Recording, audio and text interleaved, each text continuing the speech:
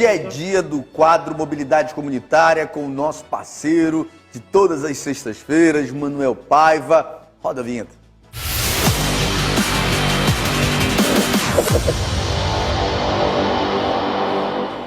Bom dia, Manuel Paiva, seja bem-vindo mais uma vez, mais uma sexta aqui no programa Fiscaliza Geral. Bom dia, Alex, bom dia, Ananda, bom dia você telespectador que é fiel, que participa e que é da comunidade. Que bom estar com vocês aqui de novo. E nós vamos falar sobre o transporte coletivo. Nos últimos 12 anos, a Prefeitura de Manaus fez a renovação de 51 a 7% da frota de ônibus. Mas ainda existem desafios a serem enfrentados, como a superlotação, o tempo de espera, a falta de segurança e a precariedade de algumas linhas. Quais os reflexos de tudo isso, Manuel? É isso, Alex. Na realidade, nós precisamos melhorar essa qualidade.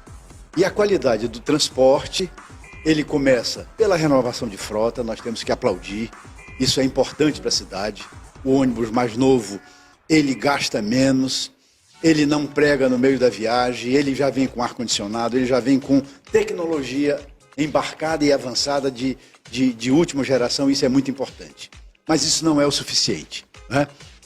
O passageiro que hoje reclama que o ponto de ônibus não está sendo bem conservado, que ele está esperando muito tempo na parada, que o ônibus dele está sendo superlotado, que a velocidade desse ônibus, Alex, está ainda a 12 km por hora no horário de pico.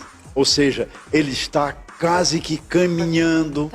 Uma pessoa caminhando é em torno de 6 km, de 4 a 6 km. A pessoa andando a pé, normal, num ritmo normal. O ônibus andando a 12 km por hora. Ora, o ideal era que ele pudesse andar a 30 km por hora, para que, no fundo, ele pudesse dar mais viagens, oferecer mais lugares oferecidos para a população, ter o tempo de percurso menor, ter o tempo de espera menor e, consequentemente, Alex, nós poderíamos trazer aqueles passageiros, aqueles usuários que, depois até a pandemia, eles se afastaram do transporte coletivo, e são 30%, né? Ele pudesse voltar, para que os novos usuários que hoje estão utilizando a sua motocicleta, estão utilizando os aplicativos, ele pudesse também dispor de um serviço confiável, seguro, aceitável e com uma melhor sensação de segurança. A questão do transporte, ele precisa ter motivação de qualidade, motivação. Hoje o usuário paga metade do custo da tarifa, a outra metade é subsidiada pelo governo do estado e pela prefeitura, porque senão a tarifa estaria a quase R$8, né? Essa é uma grande realidade. Então, esse avanço da prefeitura, quando ela está subsidiando junto com o governo do estado, quando está ajudando a renovação de frota, esse subsídio também banca a renovação de frota, é bom que se diga isso. É bom que se diga também, Alex, que o governo federal ele precisa abrir uma linha de financiamento para que o empresário possa investir em veículos mais modernos, de maior capacidade, que tenham uma matriz energética mais adequada à natureza, por exemplo, matriz elétrica, a matriz a gás, para que o combustível, que é um combustível fóssil, que ele contribui para a poluição das cidades, pelo mal-estar de vida da população, possa cada vez mais ser substituído por matrizes que sejam mais amigáveis à população. Esse é o contexto geral que nós analisamos, a qualidade do sistema, ele precisa melhorar, essa cidade merece isso. A população lá da periferia merece isso, Alex. Quem mora no fundo do vale, que depende do transporte coletivo, ele merece ter um transporte digno, respeitoso, confiável e, acima de tudo, seguro. Agora, Manuel, a gente percebe que não tem, de fato, um planejamento em relação ao transporte coletivo aqui na cidade de Manaus, e isso não é de agora. Isso aqui a gente vai ver que sempre não teve ali uma alternativa para o transporte coletivo. a gente não tem uma linha exclusiva para ônibus, a gente não tem absolutamente nada. A gente percebe, por exemplo, eu vou falar de um país de primeiro mundo aqui, que é Paris. Eu estive no final do ano em Paris e lá o trânsito é um caos. É um caos, mas o transporte coletivo funciona. Estive em outras cidades ali da Europa e a gente percebe que o transporte coletivo ali funciona. Mas aí eu volto para o Brasil. Estive outro dia em São Paulo e a gente percebe também que em São Paulo o transporte coletivo funciona. Curitiba, o transporte coletivo funciona. Mas em Manaus a gente percebe que não existe ali um planejamento, uma política pública para que o transporte coletivo de fato aconteça. O que a gente tem são ônibus andando em todas as faixas, inclusive nas 3 faixas, e aí fica o transporte coletivo um caos, o trânsito um caos e a população pagando o preço por esses casos. Você foi perfeito, Alex. Você veja que hoje está tudo junto e misturado. Né? Constantino Neri, Noel Núteles, Estrada do Aleixo, todos os grandes corredores de ônibus, onde a própria Djalma Batista, né? Hoje todo mundo está perdendo tempo no trânsito, está todo mundo engarrafado. Isso gera um estresse, gera um mal-estar, gera uma baixa qualidade de vida, gera um desconforto. E você tem razão. Nós temos que partir, Manaus já merece, um transporte de maior capacidade, de média para cima. Isso quer dizer, nós temos que cair para cima ou subir um degrau em termos de qualidade. Por quê? Você colocou cidades como São Paulo, como Paris, como a cidade da Europa, como Bogotá, aqui na Colômbia, onde eles estão dando uma lição de como se faz mobilidade urbana, priorizando o transporte coletivo.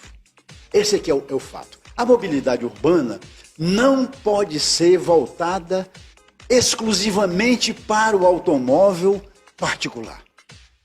Não é querer ser seletista, não é querer transformar as cidades nos grandes corredores de ônibus, não. Nós temos que entender que aqui em Manaus, 60% da população que mora na periferia é pobre, ela necessita, depende do transporte coletivo, ela hoje disputa espaço no sistema viário com uma frota de veículos, somando o automóvel particular mais a motocicleta, que é 32% da frota, em torno de 95% da frota é ocupada por essas duas modalidades, as motocicletas e o automóvel particular. A parte dos ônibus, somando o ônibus do distrito industrial, que são 2.000 ônibus diariamente, o ônibus do transporte convencional, que são 1.200 ônibus do transporte comum, tem mais 400 ônibus do transporte alternativo, mais aqueles amarelinhos, né? O executivo também. Somando isso, 2% que nós oferecemos à população. Uma população de 60% que necessita disso. Olha, Alex, isso daí já é uma grande distorção. O que nós precisamos é que o nosso dirigente diga o seguinte: a partir de agora, eu vou fazer uma política para atender a maioria, para que ele tenha um mínimo de qualidade e que eu possa pensar no futuro uma proposta de transporte de alta capacidade, né? Sob trilho. É importante isso. Não é pensando no metrô subterrâneo, não, Alex, é muito caro, nós não temos dinheiro para isso. Nós precisamos fazer o dever de casa, nós precisamos fazer com que as pessoas tenham uma opção, o direito de optar. Quem quiser pode andar como quiser. Manaus, 20% ou mais, 22% da população anda a pé, mas ela não tem onde andar a pé, porque não tem calçada adequada. As calçadas são irregulares. Ou seja, a gente tem que ver essa mobilidade nesse aspecto. Como é que a população se desloca? Olha, veja bem, Alex, a Cidade Nova hoje, a Zona Norte, é uma cidade, é uma área da cidade pujante, independente financeiramente. Ela tem lá os shoppings, serviços, diversão, lazer, educação, tudo que a população sempre quis. Se a gente compara com cidade há 30 anos atrás, todo mundo tinha que se deslocar para o centro. Hoje não. Ela se desloca ali naquele núcleo lá, ela atende lá. Mas se você anda por lá na Noel Núteles, é um tumulto muito grande. A Noel Núteles é uma das vias que mais acontece acidente. Ou seja, alguma coisa está errada. Nós temos que dizer, jogar com o que a população está jogando, Alex. As pessoas que moram no Alfredo Nascimento, elas levam, às vezes, 45 minutos para pegar um ônibus que vai transbordá-la do seu bairro até o terminal T4 ali na Cidade Nova. Isso não é justo. Era para ter mais eficiência, mais eficácia. A população merece esse respeito para que ela seja motivada. Quando ela chega no terminal, o terminal está escuro, não tem segurança, está sujo, sabe? O banheiro não funciona, não tem sistema de informação, ou seja, está tudo bagunçado. Ora, meu Deus, é assim que a gente faz isso na nossa casa? Né? A nossa casa, por mais simples que seja, por